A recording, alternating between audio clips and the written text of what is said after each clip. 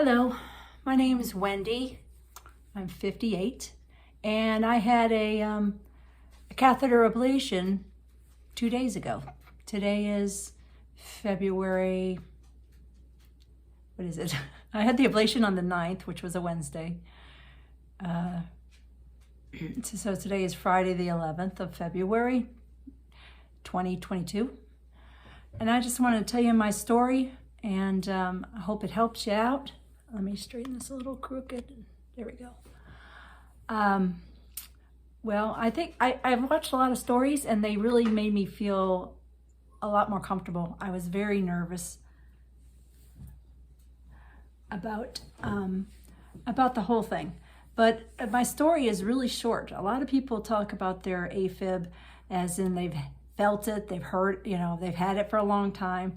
Well, I found out I had Afib on September 2nd of 2021. Had no idea, totally out of the blue. Went to my regular appointment for my annual checkup, and the doctor said, "You're in Afib." And I was like, "What does that mean? I don't feel anything." And so the next day I was at the cardiologist, and they prescribed Eliquis, which is the blood thinner, and don't remember how to pronounce it, metro something, but that's the beta blocker. And then all through the fall, I had different appointments, like a stress test and an echocardiogram. And I kind of just I wasn't looking into a bunch of stuff because I'm like, I don't want to know. I was like, it made me nervous. And I didn't really say a lot to the doctor because I was very nervous. And then it was getting to December, and they're like, well, we're going to need you. They wanted me to get a loop recorder and a cardioversion. So December 27th of 2021, I got my loop recorder implanted. I was even a mess for that because I've not had anything. I've never had any surgeries. The only time I've ever been didn't need to be sedated or under anesthesia, except local anesthesia for the loop recorder, but I still was a mess. I was really a mess. And and it wasn't as bad. So they just, for the loop recorder, they just numb with a local, and then they insert it, and it's tiny. I stick my finger up like this, and it is smaller than my little finger. And I always say it's like them sliding in like a microchip for a dog. It's just that they poke a hole and they slide it in, got a few stitches. And then the following week, on January 3rd, 2022, I had my cardioversion, and I was a mess. I was in tears because they had told me originally that my husband could come in with me, but when I got to the hospital that day, they said no. We changed the rules last week because of COVID, so he could not come in with me. So I was very teary, and makes me a little teary now. But they gave me something before I went in the room.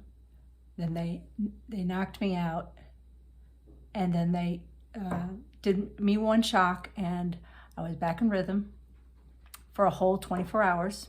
And I knew the next day, I was like, I am pretty sure that I am back in Afib.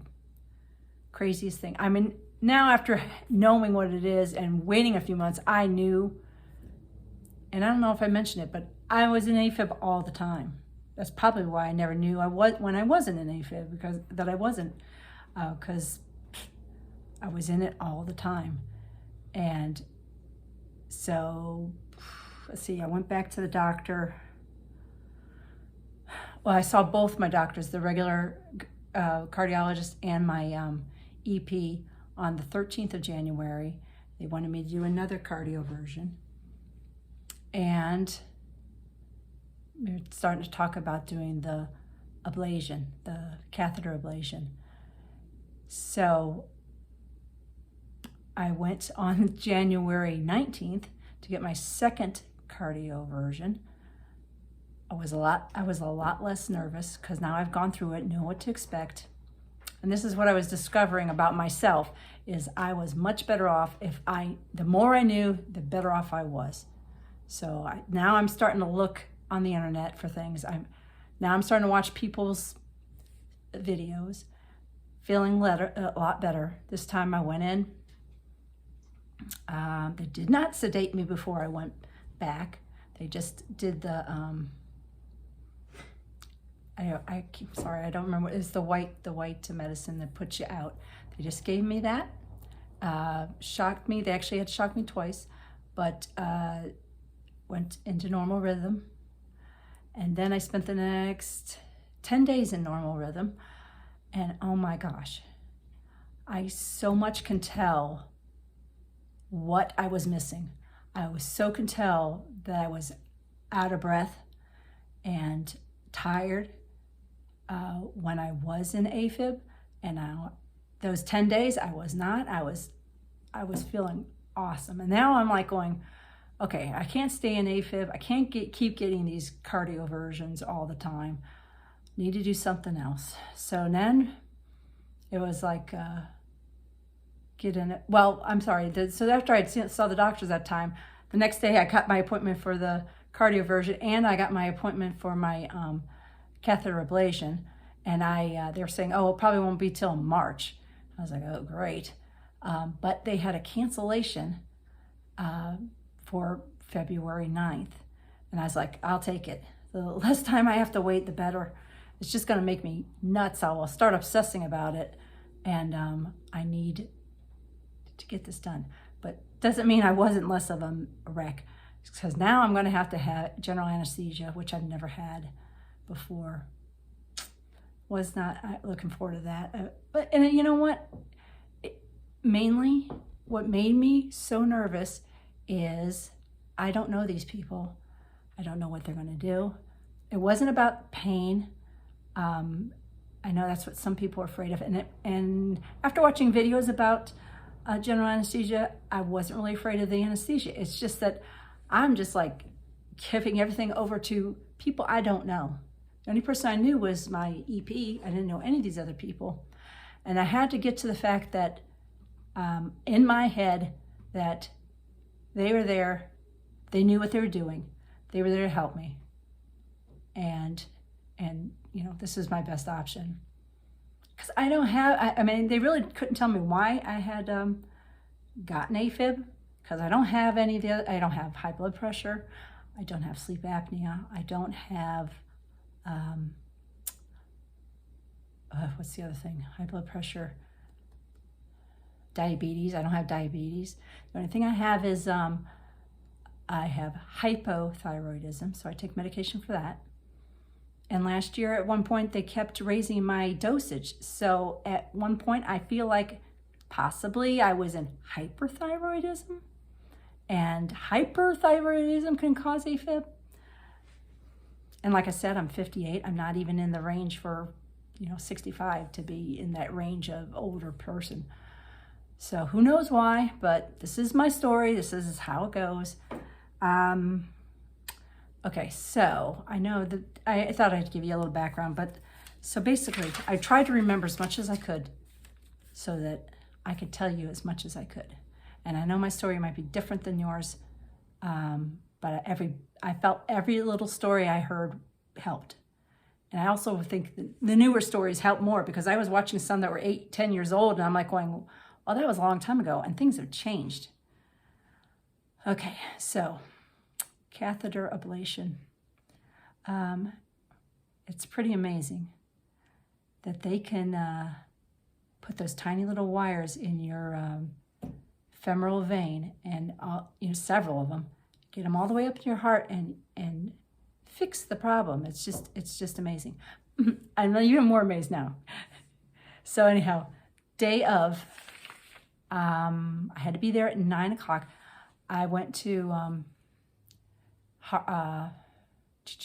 Innova Heart and Vascular in Fairfax, Virginia. I only live about 30 minutes away, but of course it's rush hour traffic, and I want to make sure we get there on time. The procedure was supposed to start at 11. I don't really know what that means. Does it mean the procedure actually starts at 11, or the doctor shows up at 11, or what that means? But okay, so I get there at 9, and I'm checking in, and I'm like afraid I'm going to break out and burst into tears. Very, very nervous. I want to say I also took my little friend with me, this tiny little teddy bear. So I was like, it was like a little fidget, little fuzzy. It says, that's Miso's little toy. So I took this week out and took this with me. Yeah, I did. I took your teddy with me, and was like death gripping this teddy. Called me in about 9:30 to go in the back, and my husband went with me. I'm not being very talkative because I'm just like very nervous, and a very red face and very teary. And they take me over to the little room that I'm going to be in, the little just one curtain room, and they want you to change out of your clothes right away. And I was like, just give me a minute. So I went to the bathroom, and I just kind of did a little, put some water on my face, do a little shake it off, little, almost little jumping jacks and stuff, kind of say, okay, it's going to be fine. It's going to be fine. They're all here to help. Usually I'm the person helping other people. I don't expect other people to help me. So it's 9, okay, getting on. So then I go back to the room, change out, get in the bed, put the gown on, get in the bed. We wait. Let's see, now it's like getting towards 10 o'clock. 10 o'clock or so, they come in. Yeah, 10 o'clock or so. I just want to check my time here. They put, now I don't know, it's not called the IV, but they put the needle in my arm so that they could put the IV in, because I assume the IV is the part that actually goes in there. So they aren't putting anything in there. They're just putting the needle in there. And then the anesthesiologist comes down about, I'm going to say about 10:15. That sounds about right. He comes down to meet me. Very friendly guy, very, very reassuring.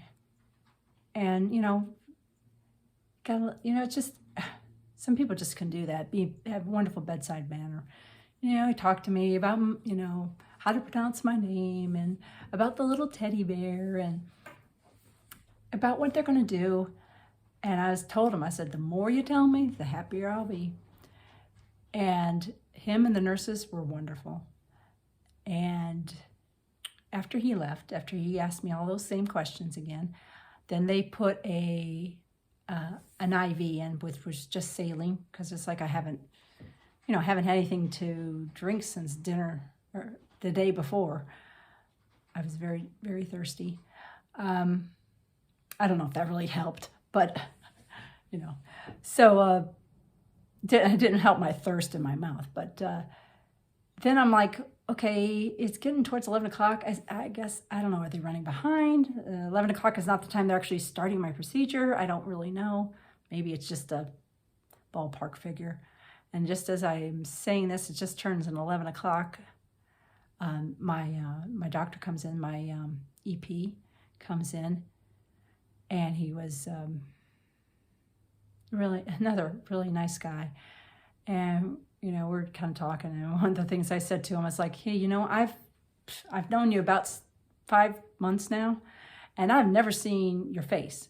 And so he took his mask off and he smiled at me, and I was like, here, I'll smile back. I'll take my mask off for a second, because he's never seen my face. And that's, I think that was another thing. It's like, you don't know, trusting people now, you don't even see half their face. So the only question I asked him was, after you do the ablation, and here I'm assuming you already know what an ablation is, but when they go in there and they, for Afib, they do the scarring, the burning around your left atrial veins. And I said, well, after you do that, will my heart go back to normal rhythm just on its own? And he says, that rarely happens. But hey, the patient I just left, it actually happened to them. I was like, that's interesting. And also one of the other things they did for me, though, they were going to go do the ablations around my veins, but they also did an ablation in my right atrium for a flutter. They said that could cause the Afib. So that was the little conversation I had with him. Now it's about, now it's getting to be like 11:30. And that's at that time, they told my husband, now he has to go to the waiting room. It's just kind of cool. They gave him a number, which was my patient number. And then on their boards, sort of like they have the boards at the airport, they can update him as to where I'm at. Am I in pre-op, or am I in the operation? Am I in recovery? And then they also were texting him. So soon after that, I guess as soon as the anesthesiologist left, then a tech came in, and he, does some more check-in of things, and then he wheels me to the operating room. So they never, see, by then, now I've been talking to people. Now I'm more relaxed. Still have my teddy, but I'm more relaxed. And they didn't give me any kind of medicine, any kind of sedation. Wheeled me all the way around into the operating room, which I'm glad, because now I got to see everything that was going on. And it wasn't as big of a room as I thought it was going to be. And it wasn't as cold. But I guess they keep it cold for all the machinery in there, all the computers and things. Had me sit on the table. He said bare bottom on the table. And then they gave me a net for my hair. Put that on. Then they swung my legs onto the table and put a pillow under my knees. And then they helped me lay back, and they had this little weird foam donut that I put my head on. Got me all positioned on there. I was laying there, still had the teddy in my hand, and one of the techs was like, "Oh, do you want me to take that?" And the anesthesiologist says, "No, just let her hold on to it till we put her under." And it was just like that. He was just saying, "Here it is." He was like, I want to say propofol. It's the white stuff. I'm sorry. He put a mask on my face, which was the oxygen, and then he showed me that he was going to give me the sedation, and the next thing I knew, I was waking up in recovery. I can't really tell you times with that, but they said the procedure was about 2 hours. When I was in the recovery room, they had a board around me, so it said that I got in the room at 2:11. So for the next 4 hours, I was supposed to lay there flat on my back, which was easy for the first 2 hours because I was still very tired. I was like, I wasn't sleeping because I kept having this beeping sound in one of the machines. So I was just nodding off, on and off for 2 hours. And so that was, let's see, 4. So then they were telling me that around 4 o'clock they were going to bring food in. I'm awake now. Enough to eat. I was awake having conversations. I was fine. They brought me turkey and gravy and mashed sweet potatoes and broccoli. And of course, when you haven't eaten in a long time, it all tastes really good. I'm sure it was fine. It was very good. This is what I was going to say. So when I'm finally getting a little more conscious, the worst part was the sore throat. So they had, of course, once you're in general anesthesia, they have to put a tube down your throat because they don't want you moving at all. So, and I just find that the strangest thing because, like I said, a pain, it's just a bad sore throat. And down in my groin area, I think the worst, like, it really, you notice something, but you also have the bandages with the tape. I don't feel any pain, really, just noticing that there's something there. Let me see. I'd say 8. Oh, okay, so about 4 o'clock I ate, and then, I don't know, half hour, 45 minutes later, nurse came in, and I had to take my stitches out. Now, I had asked the doctor this, and he told me I would have stitches, and looking at other people's videos, nobody ever said they had stitches. So, but they were the kind that they just put in for 2 or 3 hours, and then they removed them.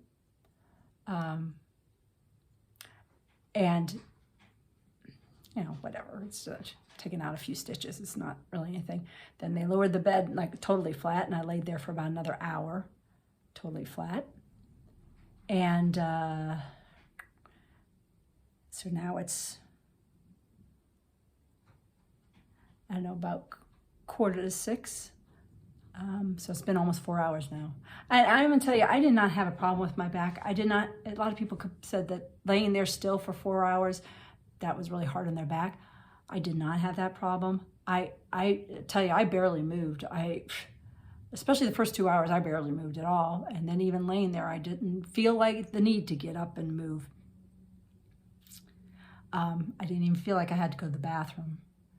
That's what I was wondering about too. That's one of the questions I had asked earlier, because I didn't know whether they were gonna, you know, have to get a catheter, because I had read if an operation is more than an hour, that sometimes they do put a Foley catheter into your bladder. But they said, no, they don't do that. That they have, you know, if you have to go when you're in recovery, they don't even make you get up. They'll give you an external Foley or a bedpan if you needed it. But again, I didn't feel like I needed it. And so they took the stitches out, and then I sat up, and the nurse walked me to the bathroom.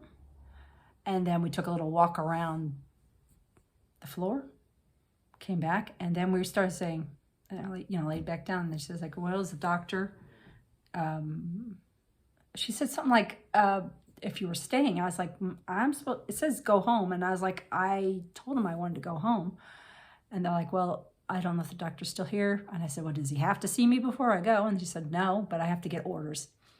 And so she called around and found out he was still in the building. Unfortunately, we had to wait, like, it seemed like another hour. I don't know if it's unfortunate. It was fine. Until he came and saw me, which I was glad. I didn't want to have to wait a couple weeks to see him after the procedure. I really wanted to know how it went. And he came in and he told me, unbelievably, that he had 2 patients in a row. Me and the previous guy, who went right back into normal rhythm. And I was like, wow. Because I was joking with him. I was like, whoa, were you out celebrating? Is that where you were? So we celebrated in the operating room, that you went right into a normal rhythm after we ablated around your veins. I was like, wow. I feel like that was a real gift. I was like, that was so awesome. And then he said I can go home. And the only restrictions was they say can't do anything, you know, can't drive or sign papers, important papers for the next 24 hours. But all I want to do is go home and go to sleep. And also you can't pick anything up for over 10 pounds for the next, 5 days, which is, and I don't know what else. And take the bandages off after 24 hours, and you can take a shower. So the next day let me talk about going to sleep. I had no problem. I had no pain. Felt like a little bit of bruise on one side. I forgot to mention, I got catheters on both sides of my groin. And going up the stairs, just taking it easy, going up the stairs, went to bed. I didn't have any problems sleeping. Again, my throat's still a little sore. And I guess the only, before I left the hospital, they gave me some Prilosec as part of the anesthesia about the acid reflux, which that's funny. That's like one of the things that did bother me, was that I was, I was hungry and wanted to eat, but then it was like upsetting my stomach a little, but nothing terrible. And woke up the next day, slept a lot the next day, and took the bandages off in the afternoon, took a shower, and I looked at the area, and it's just a couple little holes. It's unbelievable what they can do with just such a small incision. And and at that time, that's when I noticed that they shaved me. They must have done it in the after I was out. They shaved a little bit down there, because I heard people were saying, "Oh, I shaved myself before I went to the hospital," or I thought that they were going to shave me while I was waiting, but they didn't do that. So they waited. Just another, and again, it's these weird questions I would ask the doctor, but it's like, I just want to know, it's just want to know if I have to be shaved, just want to know if you're going to put a Foley in, just questions. But, okay, so I was thinking, hey, that's about it. So again, because that was just yesterday afternoon that I took the bandages off and took a shower and went to bed last night. And woke up this morning and I feel so freaking normal. It's just crazy. I'm checking my pulse all the time because I'm like, stay normal. And oh, sorry, this video really got long. I'm sorry about that. I just really wanted to give you as much detail as I could. So, I'm really hopeful that this is actually a fix and I won't have to do this again. And I really appreciate you listening to me, and I hope I help you. I hope this really helps you, someone out there who's going to go through this. And again, even though people say, "Oh, it's no, it's a big deal," it's not a big deal in the way you think it's a big deal, but it's procedure-wise, it seems very straightforward, and hopefully you have a very good doctor. And I hope everything works out for you. So let's see. I forgot to say about the teddy so I had the teddy in my hand when we went into the operating room, and it was still in my hand when I laid down on the table. And when I woke up, I know they took it out of my hand, but when I woke up in the recovery room, the teddy was back in my hand. I was like, that's just so sweet. That's just a nice little gesture to, help me feel good, help me through it. And, little things mean a lot. And so, okay, I know my video got long. It is a lot longer than I thought it was going to be. I just wanted to give you all the info. And Miso says, feel better. I hope you feel better. All right, take care.